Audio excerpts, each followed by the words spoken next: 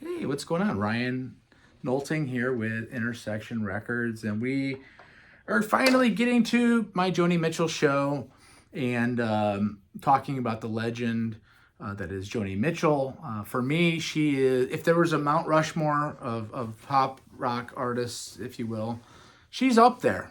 Bob Dylan, Joni Mitchell. I'm not even sure who my other two people would. Van Morrison. I don't know. I mean, John Lennon. She is one of the most important artists. And I'm not going to just call her a rock star or folk star because she's not. She's more than that. One, she's an amazing painter, and I don't have any examples of her artwork here, but look it up. Maybe I'll make the thumbnail of this video of some of her painting, which I'm really in love with. And am I in love with her? I don't know. We'll talk about that too. How did Joni Mitchell come on my radar? When I was in college, we would drive around and listen to music in the Mississippi Delta, and we had this radio station that played kind of like some of the current stuff, but then they go back and play this any old, Grateful Dead song or Joni Mitchell, and then they'd play REM or U2. And the song "Help Me" would come on a lot. "Help Me, I Think I'm Falling in Love with You," right? Or "Love Again." That's on this album, Court and Spark. This is from 1974. And we're not going to get into the weeds on this record because we're going to talk about one of her other records more. But there's Joni. "Help me, I think I'm falling in love again. When I get that crazy feeling, I know I'm in trouble again." And what she, even by 74, this is almost jazz. This is not rock really anymore. She's using that voice almost like a horn player would, similar to what Van Morrison does, where he's a jazz artist as well, in my opinion. Anyway, this song kept coming on like once a day or once a week, maybe. I don't even know. It's back before you had access to all the music that we have now. And I bought the record, I guess CD, Court and Spark. I had Free Man in Paris on it. This is beautiful. Well, it started a 30-year love affair with her music, and I went on to buy, Blue and For the Roses and, Ladies from the Canyon, which we'll get to here. Let's do a little bio on her. She was born in 1943, an only child in Alberta, Canada. And she got polio when she was 9. She was isolated because of the polio and spent a lot of her childhood, again, only child, polio, a lot of her youth being alone. She had her parents bought a house with a big picture window up front with a highway in front. She would see people going up and down the highway, and she was wondering where they're coming from and where they're going. And this set off in her mind, as she says, kind of the need for travel, the need to wander, the need to experience new things, the need to understand where things begin and where things are going. And really, her journey, which is still going on to this day, is just a beautiful, search for travel. She was a painter. She considers herself a painter. In fact, she went to art school. She's also playing some guitar. But more, she considers herself an artist in the painting world. While she's while she's in art school, she loses her virginity and gets pregnant at the same time. And, this is back before abortion was an option. You either get married or you discreetly, privately have a baby, again, being alone, being hushed off for 9 months, and post that to have a baby who goes into foster homes. You're ostracized from your community in a sense because you're not married in the 60s. So this is 62, right? 64, okay? Born in 43, 64. She's 20 or 21 years old here. Has the baby, I think, in January of 65. And, she's broke. Parents kind of have her on her own a little bit. She's playing some music. Ultimately, she meets a guy from Michigan Again, she's up in Canada, named Charlie Mitchell. He's a musician as well to a certain extent. He promises to marry her. This is going to allow her to get married and have a father for the child. Well, right upon marrying Joni, he says, I have no intention of raising another man's child. And she's trapped. And she knew she was, she wasn't crazy about marrying him to begin with. And she says that, even walking down the aisle, she was having doubts. He turns on her. But he's an American. She gets American citizenship. They start traveling. She's very private. And the details of what happens to this baby girl, I'm assuming she gave the baby up for adoption. I've watched documentaries and read things. There's nothing clear, but the baby is no longer part of their lives. And they perform together starting at this time. She begins writing. Up until the baby comes, she's, again, considering herself a painter. When she gets pregnant and the baby comes, she has to be able to have an outlet to express her feelings about the loss of this child. And that's where the writing comes in. That's when she basically puts the paintbrushes down and picks up the guitar and starts writing. She writes the song Both Sides Now in 1966. Wisdom beyond her years. She's still young. She's 23 years old. 22, 23 years old, and writes songs that are standards.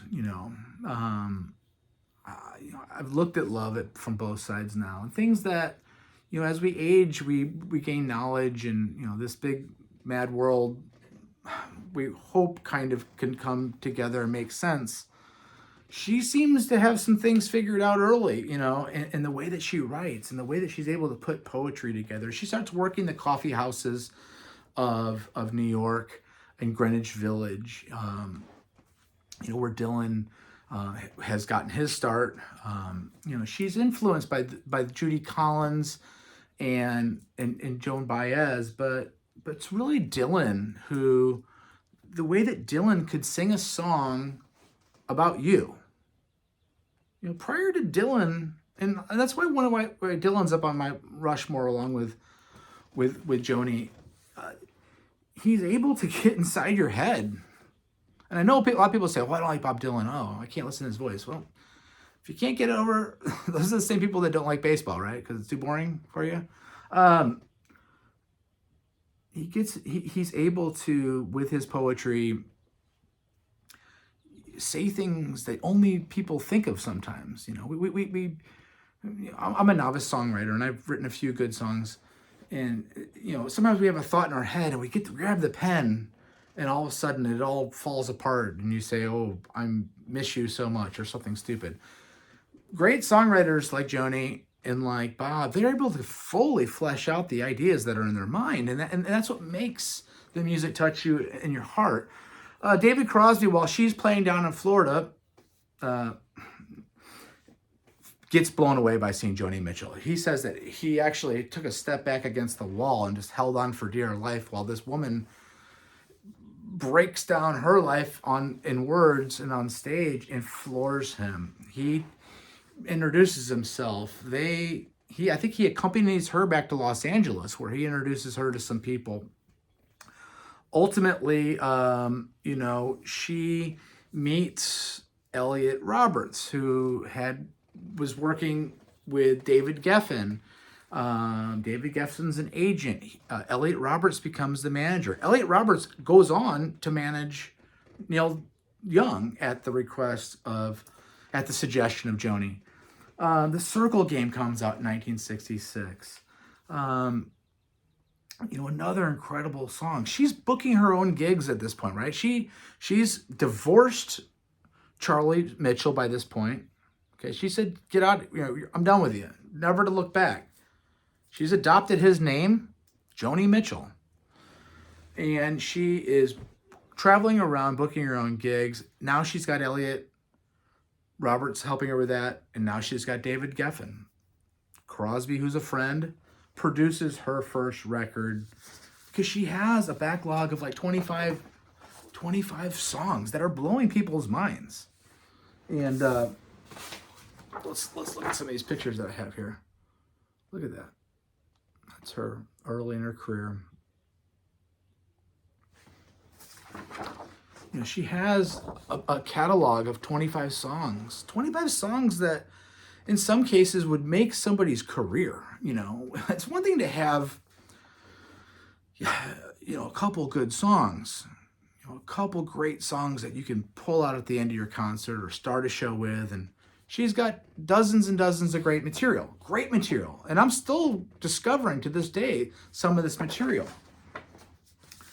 She moves to Laurel Canyon, which is off the Sunset Strip, north of Hollywood, if you will, in the hills, in a canyon, and it's an enclave for artists.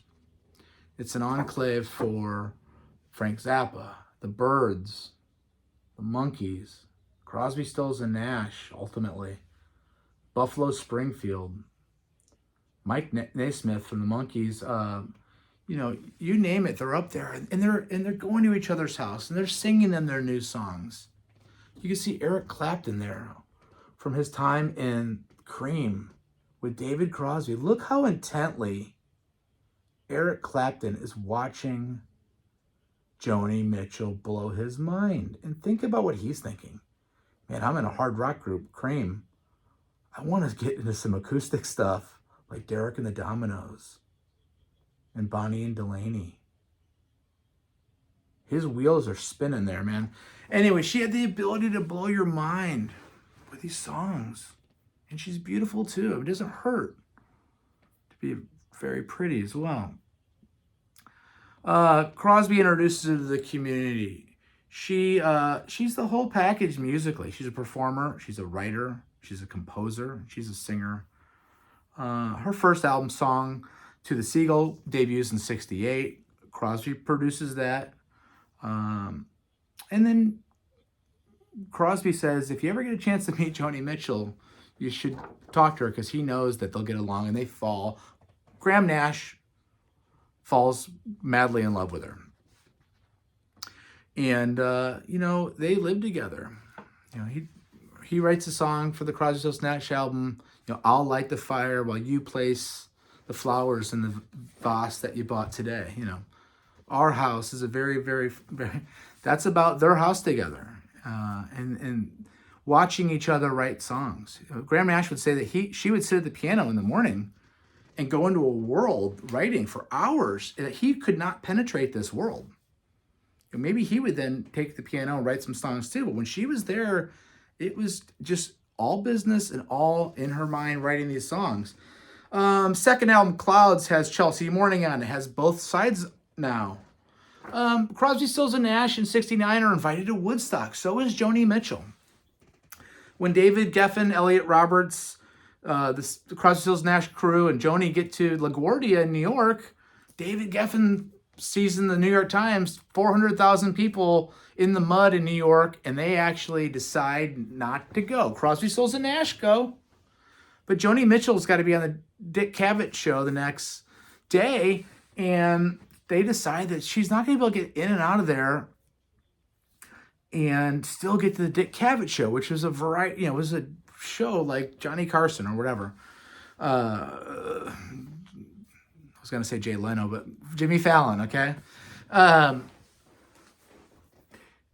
She doesn't go, but she watches it on TV. She watches the news of it on TV, and she writes the definitive song, which is Woodstock, okay? So Crosby, Stills, and Nash end up recording that. You know, by the time we got to Woodstock, we were half a down strong. You know, I came upon the child of God. He was walking along the road. You know, I asked him, where are you going? And he told me, you know, I'm going down to Yasgur's farm, going to join in a rock and roll band. I'm going to get back to the land. I'm going to camp out on the land and set my soul free. And these are her, you know, we are stardust. We are golden. We are, you know, part of the devil's bargain. And we got to get ourselves back to the garden. She's able to put that into words. And that's on this record. There's some of her artwork, actually, right? There's Joni making a self-portrait of herself. And this isn't the greatest example of her artwork. It's probably Laurel Canyon, right? Ladies of the Canyon, Big Yellow Taxis on this record, Woodstock, The Circle Game. All the lyrics. Now, if you have any of these records or want to pull on the internet, looking at these lyrics, mind-blowing. I got my mind blown just this morning working up this video. I know this video is getting long already. She doesn't go to Woodstock, but she writes the theme to it. And her version is completely different than Crosby, Stills, and Nash rock and roll version, but they're both equally great. Dick Cavett Show, watch that video, because the Crosby, Stills, Nash crew does show up. They are able to get there. They got mud all over their jeans. She's living with Graham again. After 1969, so Woodstock happens in August of 69. By January of 70, she's done touring. She does not want to perform anymore.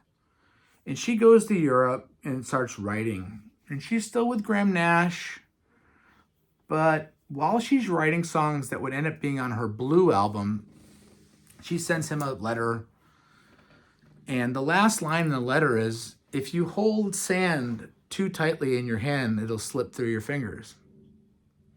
At which point Graham knows that their relationship is over.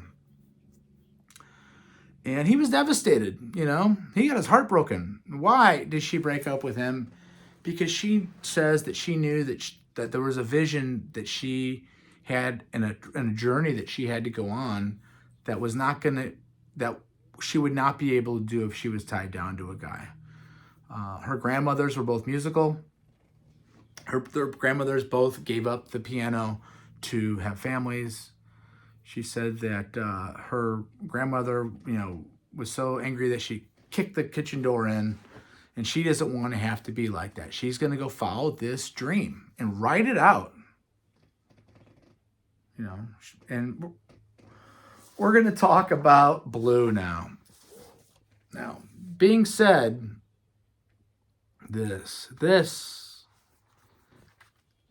if you get anything from my channel, and I know a lot of people return to watch stuff, and I know a lot of people don't. And by the way, subscribe to my channel. I appreciate it. This is one of the most important albums in the history of music. It just is. And the lyrics are so beautifully constructed in here. We're going to talk about this in depth. I'm going to have to put my glasses on because I can't see. Blue comes out in June of 71. It's her fourth record, okay? All I Want. So this album, which is interesting, is about three guys in particular. Graham Nash, two of the songs are about Graham, and we'll get to there. There's also a guy named Kerry Raditz. There's two songs about him, and there's two songs about James Taylor, who she had a torrid love affair with. In fact, the first song on this record is called All I Want. I'm going to read some lyrics about what she says about him, essentially. One thing, all I really want to do is bring out the best in me and you. And I want to renew you again and again. I want to renew you again and again. I am on a lonely road, and I am traveling, looking for something. What can it be? Oh, I hate you some. I hate you some. I love you some. Oh, I love you when I forget about me. All I really want to do is to love you, is to bring out the best in me and you. I want to talk to you. I want to shampoo you. I want to renew you again and again. Applause, a pause. Life is our cause. When I think of your kisses, my mind sees stars. It's just an incredible song. The way that she's able to describe her feelings is incredible. And it's what makes this great. And my reading is so bad.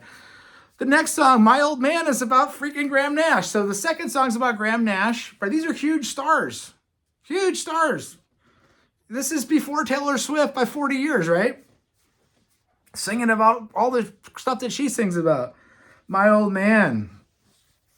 We We don't need no piece of paper from the city hall, keeping us tight and true. I mean, it's an incredible song as well. I love it. The next one, though. Well, hold on. The bridge in My Old Man, if I could find it. Yeah. It's all right. The next one's called Little Green. So Little Green's about her daughter. That again, it's unclear whether she was given up in adoption. I mean, that's clearly what happened. Foster home, then adopted or whatever. This is about her daughter, and I am going to read the lyrics here again on Little Green. This is one of the prettiest songs I've ever heard. You know, born in the moon of Cancer, choose her a name she will answer to. Call her green, and the winters cannot fade her. Call her green for the children who have made her. A little green, be a gypsy dancer. You know, I mean, just a little green like the colors when the spring is born. There'll be crocuses to bring to school tomorrow. Just a little green like the nights when the northern lights perform. There'll be icicles and birthday clothes. And sometimes there'll be sorrow. I mean, it's insane. Carrie's the next one. This is about Carrie Raditz. Okay? This other guy. The melodies are so good. It needs little accompaniment. That's how good these songs are written. I mean, Carrie's a fantastic song as well off this record. Stephen Stills plays bass on Carrie. James Taylor plays on this album too, along with Russ Kunkel and Sneaky Pete, who was in Flying Burrito Brothers, which we've talked about. I'm going to skip over getting into the details of Carrie because I'm going to move on to Blue. Just a beautiful piano ballad. You know, high-level poetry. High-level poetry here. And it's jazz at this point, in my opinion. Blue. Songs are like tattoos. You know, I've been to the sea before. Crown and anchor me or let me sail away. Blue. Here's a song for you. Ink of a pen underneath the skin, an empty space to fill in. I mean, I don't know. My words aren't going to make this any better than it is, but it's beautiful again. The next song, California, is also about Carrie. By the way, Blue is a song again about James Taylor. Then we're going to go back to this Carrie guy. Or California. Yeah, Carrie. You know, speaking about Laurel Canyon, living in Laurel Canyon, will you take me as I am, strung out on another man, you know? Will California take her back as she's traveling back from Europe, you know, strung out on another guy? Just a great analogy of, you know, singing about the idealistic aesthetic of Laurel Canyon and everything that you want California to be. Even though maybe you're fighting with fame and you're fighting with stardom and you're not sure that you even want to be there anymore. I mean, This Flight Tonight is a song about James Taylor again. Should we? Can we? Can we say everything that's on our mind when we write? Should we? One, are we exposing too much about ourselves when we really say what we think and how honest we can be in our minds or whatever? And then that's the should be. Can we? You know, most people can't. Most people can't put it in words. That's why great songs are great songs and mediocre schlock is mediocre schlock. The greats, like her, like Dylan, like Neil Young, like, Ray Charles or somebody, you know, they're able to put it into words and express what we think about, and that's why we like it. You know, they can touch us. And that leads me to the next song, River. You know, it's coming on Christmas. They're cutting down the trees. They're putting up reindeer and singing songs of joy and peace. Oh, I wish I had a river I could skate away on, you know. He tried hard to help me. He put me at ease Lord, he loved me so naughty, he made me weak in the knees. I wish I had a river I could skate away on. I'm so hard to handle. I'm selfish and I'm sad. Now I've gone and lost the best baby that I've ever had. I wish I had a river I could skate away on. I made my baby say goodbye. I mean, paraphrasing it, but just the most beautiful song maybe that she ever did for me. And that leads us into the next one, A Case of You. I can drink a case of you and still be on my feet, you know? It's a bar analogy where she's in writing on a napkin. I think I'm in love with her. You know, I mean, look at it, you know, just woman sing and perform and play, and you know, it's attracting. The last time I saw Richard is the last song. I'm not sure how she does it, but she did it, is what I'm saying on this record. It's just an incredible record. I can't tell you how much I love this, okay? And then just to kind of finish up here, I know this is getting long, some accolades. So Court and Spark comes out, again, Help Me, I Think I'm Falling in Love with You is on this. She gets further and further into jazz. Hajira album comes out in 1976, I think. She's got now Jaco Pastorius on bass, fretless bass. Jaco Pastorius is an innovator of the fretless bass and was in Weather Report and played with Pat Metheny. Larry Carlton's on that. The song Coyote is on that record. It's incredible. She does a live album with Pat Metheny, Jaco Pastorius, Michael Brecker, Don Elias, and Lyle Mays called Shadows in the Night from '79, which I highly recommend that DVD. The album Mingus, Charles Mingus, the famous jazz bass player, asks her to take some of his music and compose lyrics and help her write an album called Mingus that has Wayne Shorter on it, Herbie Hancock, again, Jaco Pastorius, Peter Erskine, and Don Elias on it. You know, she's working now with the greats of jazz. We're talking about the highest effort. One of the greatest composers in jazz history, Charles Mingus, has asked her to help him finish an album, and then she uses the best people in the world. Not David Crosby's anymore, or Stephen Stills anymore. We're talking Tony Williams and some of the sessions, Phil Woods, John McLaughlin, Stanley Clarke. Anyway, inducted in the Rock and Roll Hall of Fame in 1993, one of her roommates from art colleges shares the story with the media that there's a daughter out there. And in 1997, she reunites with this daughter, just a little green, like the nights when the Northern Lights. And she has, to this day, a wonderful relationship with the daughter and the grandkids. When she discovered the daughter, she quit music again because she didn't have anything left to say. And she got back into her painting. And she, again, the need for the music was about the daughter the whole time. So when she discovers it again, she doesn't need to do that. And, Herbie Hancock did an album in 2007 called The River, the Joni Letters, if you like jazz, and Herbie Hancock's beautiful piano playing. It's an album, all her songs done on jazz piano. Last year at the Newport Folk Festival, she reunited with Brandi Carlile. Surprise. She went on stage and played guitar. She had an aneurysm in 15, almost died. And she had to learn how to walk again. And now she's not only doing a live performance last year, but this summer in June, she's going to play the Gorge in Washington State. And I want to go really badly.